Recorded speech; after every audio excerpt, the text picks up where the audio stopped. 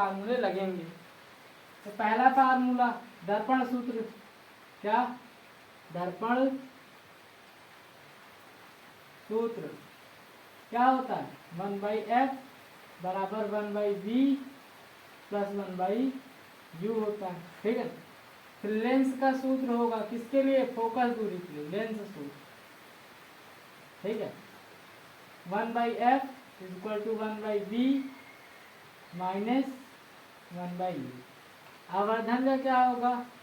m बराबर आई बटे में o और बराबर में v बटे में u। दर्पण के लिए हो जाएगा यहाँ माइनस, और लेंस के लिए क्या हो जाएगा? आवर्धन m आई बटे में o और बराबर में यहाँ v माइनस u। क्या बन जाएगा? v माइनस, ये समझ में आया ना? हाँ, एक फोकस दूरी वाला होता है f बराबर होता है r/2, ये छोटा सा होता है। और कल पावर का पढ़े थे कि p बराबर होता 1/f, किसमें? चलो पहला नंबर सवाल देखते हैं, ठीक है ना। 2024 में आया सवाल नंबर 1, कब का है? 2024 का, ठीक है। 2024 क्या है? एक उत्तल दर्पण से 25 सेंटीमीटर, ऐसे लिखते हैं, सेंटीमीटर दूर रखी वस्तु का प्रतिबिंब की लंबाई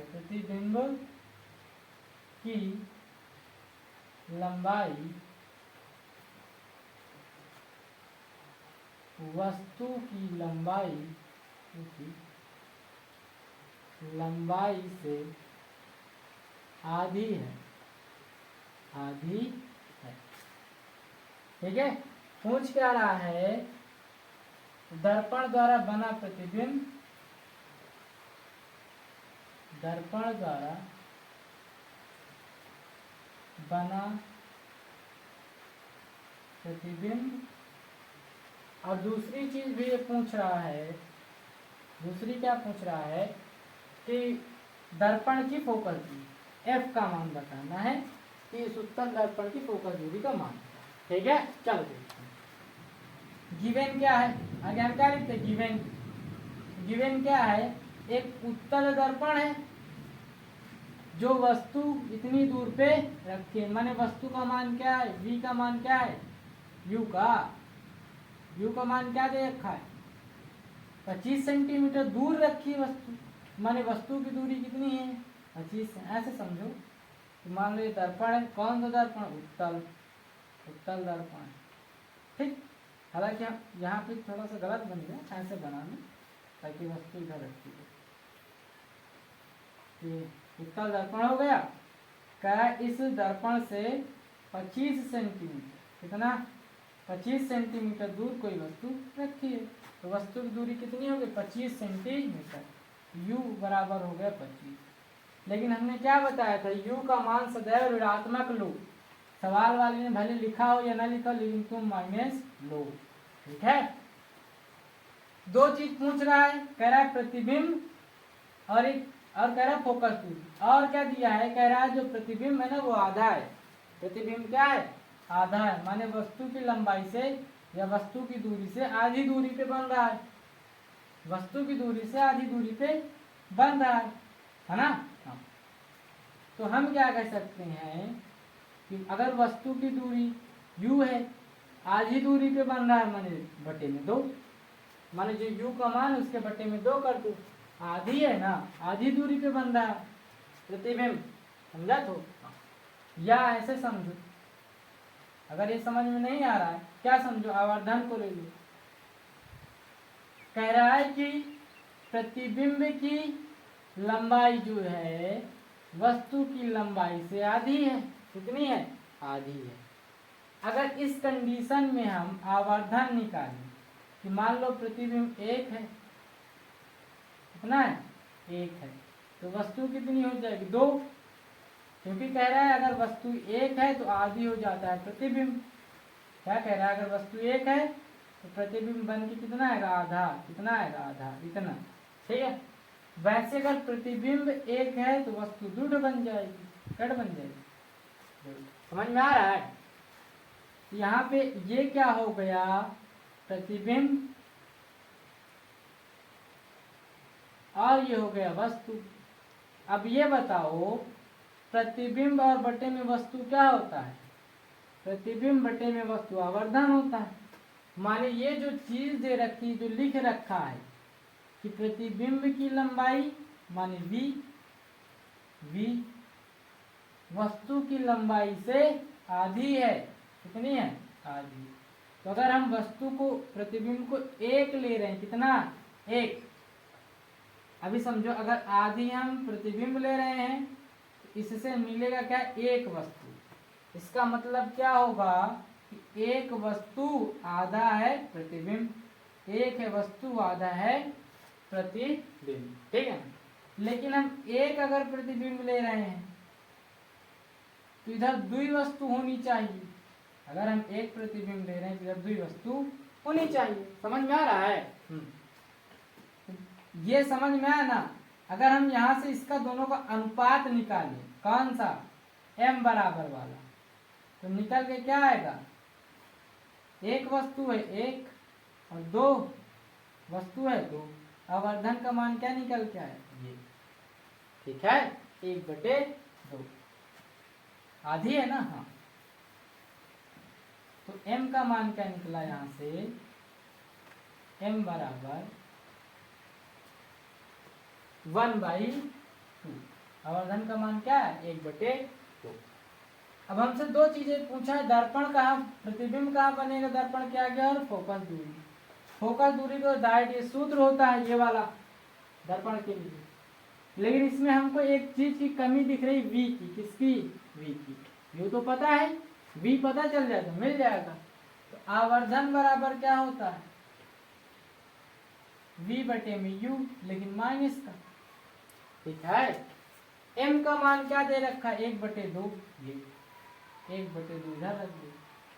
v का मान नहीं दिया, कोई बात नहीं, चलता है कभी कदा। u का मान दे रखा है माइनस का 25। ठीक।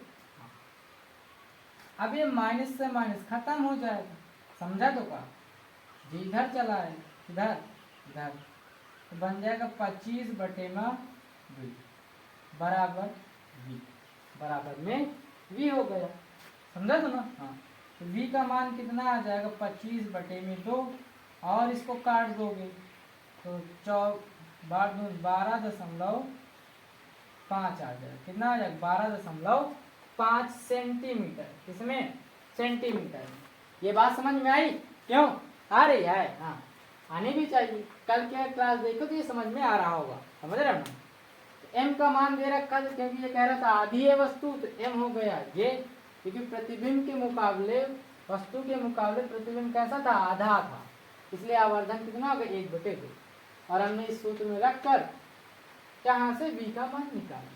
और हमने अभी अभी डायरेक्ट बताया है कि आधी बन रही है वस्तु, क्या है, प्रतिबिंब आधी बन रही है। अगर वस्तु एक है तो प्रतिबिंब आधा बन रहा है।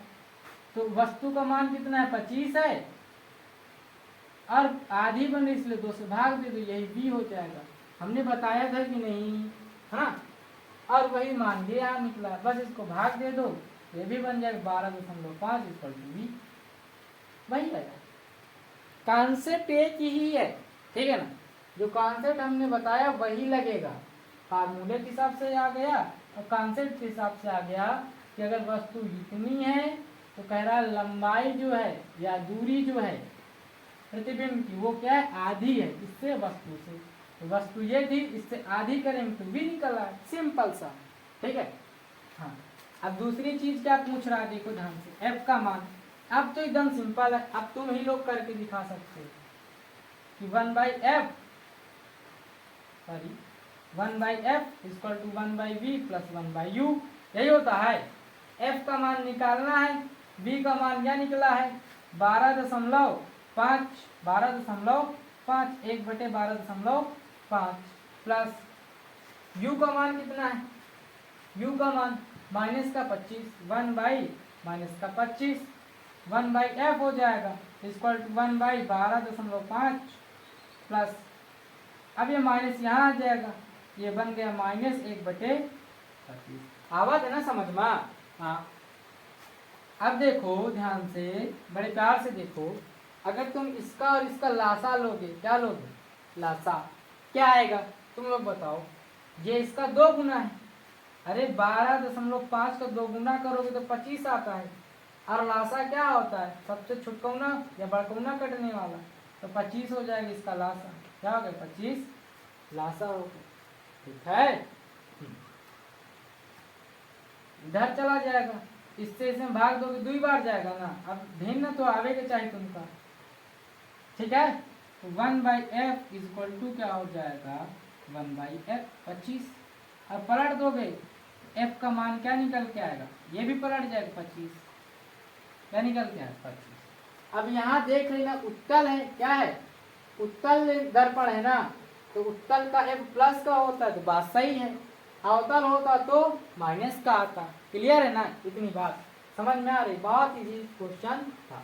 लेकिन देख लो 2024 में आया था, कब आया था 2024 में, समझ रहे हो ना, तुम्हारे इम्पोर्टेंट है, तुम्हारे लिए बहुत इम्पोर्टेंट। ठीक है, एकदम सिंपल सा था सवाल, समझ में, स्क्रीनशॉट लेना, उतारना है, कर लेना फिर से एक बार, ठीक है ना। अगला क्वेश्चन, अब हम 1-2 क्वेश्चन लिखेंगे, फिर केवल क्वेश्चन की चीजें देख लेंगे बस। ठीक है, ऐसे में बहुत सारे क्वेश्चन लिखने पड़ जाएंगे।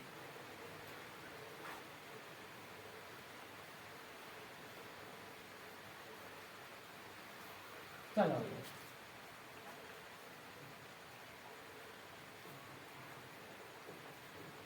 चलो अगला क्वेश्चन देखो, कह रहा अवतल दर्पण के ध्रुवा फोकस दूरी के बीच रखी वस्तु का प्रतिबिंब। अब ये बताओ प्रतिबिंब कैसा बनेगा, कहाँ रखी है, ध्रुवा एफ माने फोकस दूरी के बीच में।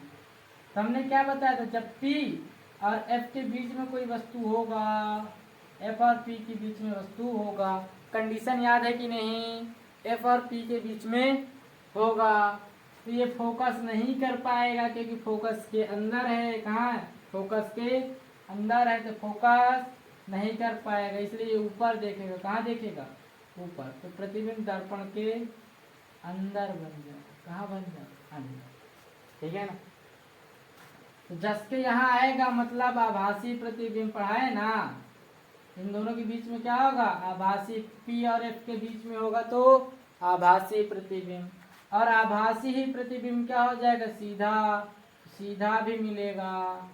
ठीक है, और अगर दर्पण के अंदर बन रहा है, जाहिर सी बात है, या आभासी प्रतिबिंब बन रहा है तो वो वास्तविक माने बड़ा होगा। अगर आभासी प्रतिबिंब बन रहा है तो अधिकतर केस में बड़ा ही होता है, तो ये भी बड़ा मिलेगा, वस्तु से बड़ा। आभासी होगा, सीधा हो गया, बड़ा हो गया। और स्थिति क्या है, दर्पण के अंदर, दर्पण के अंदर। ठीक है ना, अंदर। क्लियर बात। ऐसे करके 1 नंबर में सवाल पूछा जाता है कि ध्रुव और एफ के बीच में रखी वस्तु की प्रकृति बता दो, तो आभासी है, सीधा है, बड़ा है, दर्पण के अंदर, हो गए प्रकृति। समझ रहे हो, हाँ। इसको कहते हैं प्रतिबिंब के गुण, प्रतिबिंब के गुण। ठीक है ना, हाँ, यह प्रकृति। क्लियर है ये बात। चलो अगले क्वेश्चन पे समझ में आया ना। लेंस की 6 स्थितियां, दर्पण की 6 स्थितियां, एकदम रट डालो, 1-2 नंबर में आ जाता है, और अगर ये छूट गया तो फिर नंबर 1-2 नंबर चले जाते हैं, जिनके लिए कोई ज्यादा मेहनत करने की कोई जरूरत नहीं है। समझ रहे हो, हाँ। अगले पे चलते हैं।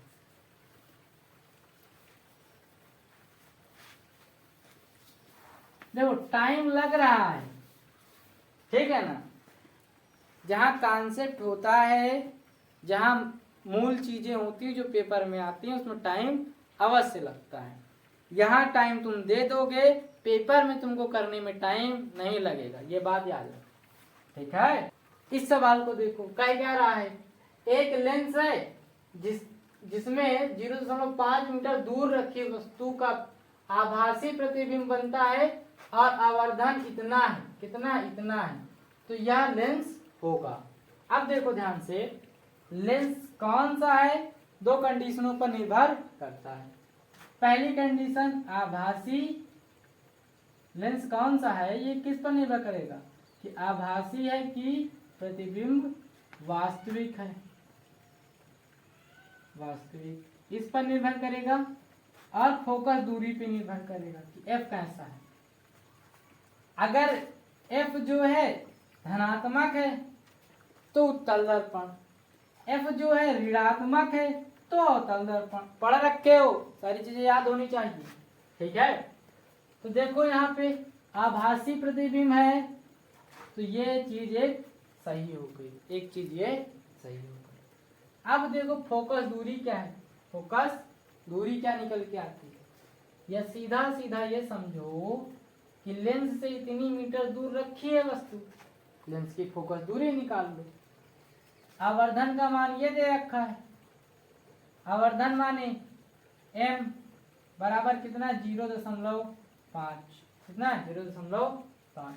u का मान दे रखा है, लगा दो ये वाला सूत्र, कहाँ गयो, ये m बराबर वाला v बटे में u, क्या है लेंस है ना, तब आवर्धन का मान क्या हो जाएगा, v बटे में u, माइनस नहीं रहेगा, लेंस है तो m बराबर क्या आएगा, v का मान नहीं पता, u का मान 0.2 मीटर, 0.2 मीटर में है, ठीक है।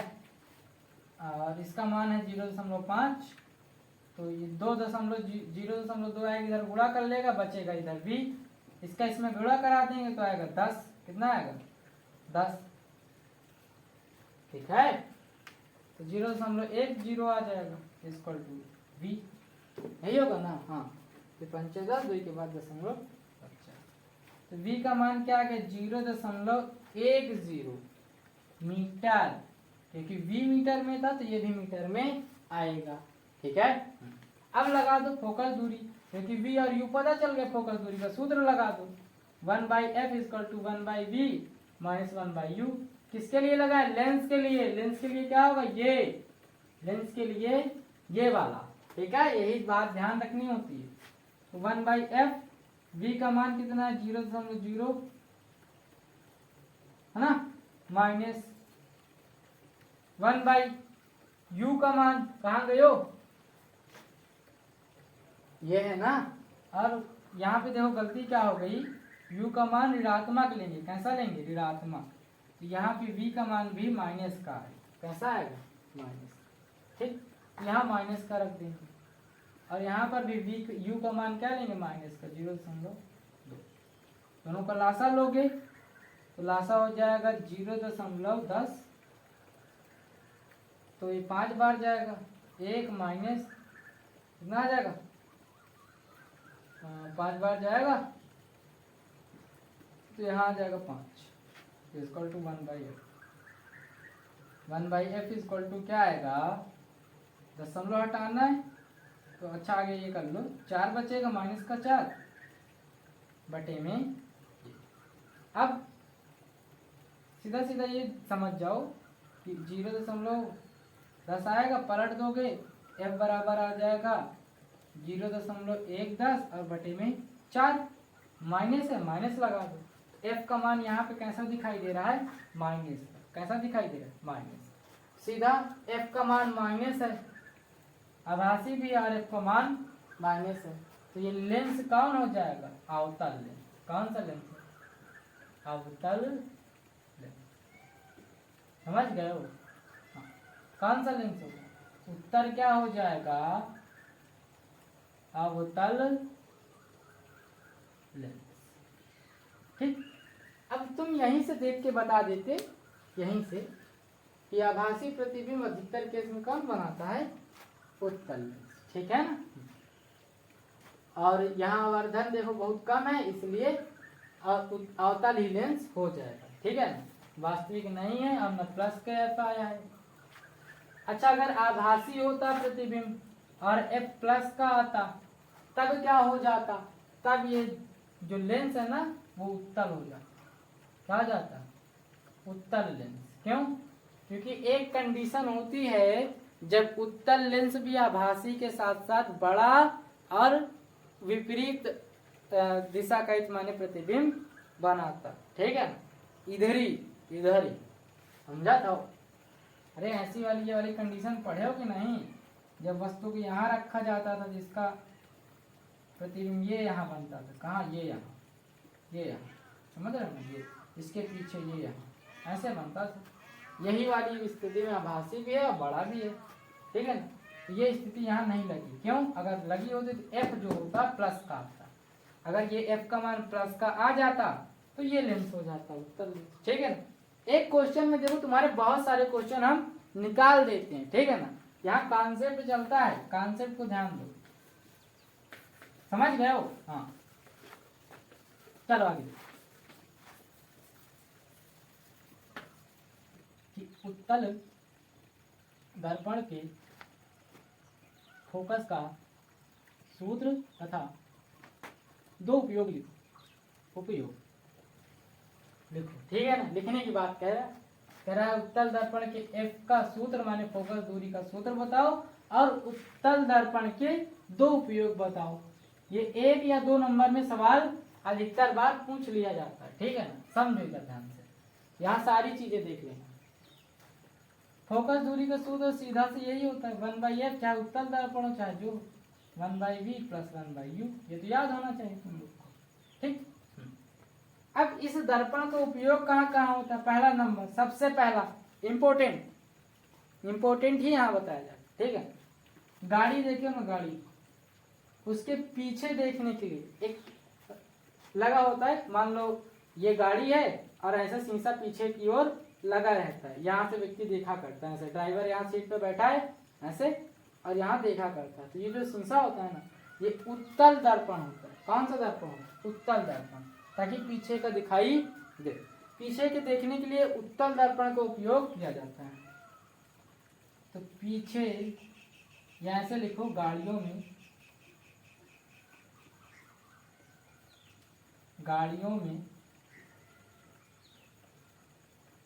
पीछे की वस्तुओं को देखने में किसका उपयोग होगा? इसी का उपयोग, ठीक है। दूसरा क्या होगा, क्यों होगा ये भी बताएंगे, रुको अभी। दूसरा क्या होगा? दाढ़ी बनाने वाली जगहों पे, ठीक है ना, तो दाढ़ी बनाने के लिए, ठीक है। तीसरा क्या है, वो तो किसी को भी याद हो सकता है, लैब में। कहाँ? लैब में वैज्ञानिक लोग करते हैं, ठीक है ना। ये तो हर एक चीज को लैब में उपयोग किया जाता है। इंपोर्टेंट क्या ये दोनों, ठीक है ना। पीछे देखने के लिए इसी का उपयोग क्यों किया जाता है? असल में होता क्या, जो उत्तल दर्पण होता है ना, ये मान लो ऐसी तमाम चीजें यहाँ रखी हैं, खड़ी मीडी ये सब ऐसे और अच्छे से बना लेते, ये तमाम वस्तुएं रखी हैं, ठीक है। तो ये क्या करेगा, इन सब को उठा के एकदम सिस्टमेटिक रूप से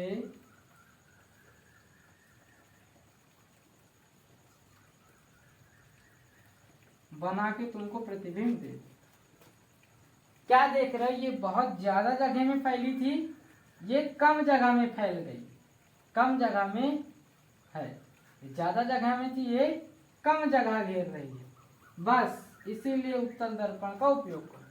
क्योंकि उत्तल दर्पण क्या करता है, ज्यादा दूर में फैली चीजों को इकट्ठा करके, ज्यादा दूर में फैली चीजों को क्या करता है, इकट्ठा करके छोटे से प्रतिबिंब में डाल देता है, समझ रहे हो। जैसे हम क्या करते हैं, सैयर एक चीजों को लेकर तुम्हारे दिमागों में भर देते हैं, है ना, जाता है कि नहीं दिमाग में, हाँ। वैसे ही अवतल दर्पण क्या करता है, सैया रेख चीजों को एकत्रित करके छोट छोट बना के एकदम शीशा में दिखा देता है, जिससे ड्राइवर को पीछे की सारी चीजें दिख जाती हैं, सारी चीजें दिख जाती हैं। मान लो ड्राइवर को पीछे इतनी जगह दिख रही रोड में, ठीक है ना, रोड और यहाँ तक है, कहाँ तक, ये यहाँ तक, और यहाँ पे कोई आंटी जा रही है गाड़ी लिए, बस वाला ये है। अब उसको पीछे का ये सारा जो दिखाई दे रहा है, पीछे की आंटी नहीं दिखाई दे रही। अगर आंटी यहाँ से जाएंगी तो ट्रक वाले इधर मार देगा, आंटी उड़ जाएंगी, ठीक है। इसलिए ज्यादा से ज्यादा एरिया पीछे का कवर हो सके, इसके लिए और उत्तल दर्पण का उपयोग करते हैं, ठीक है ना। दाढ़ी बनाने के लिए जो पके बाल होते हैं ना, कुछ लोग उसको कटवाया करते हैं, पके बाल।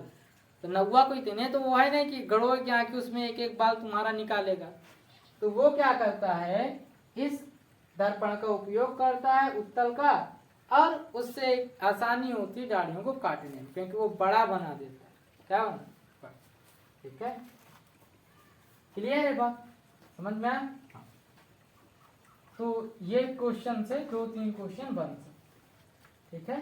यह पूछ लिया जाएगा कि गाड़ियों में पीछे देखने के लिए किस दर्पण का उपयोग किया जाता है, तो उत्तल दर्पण हो जाएगा।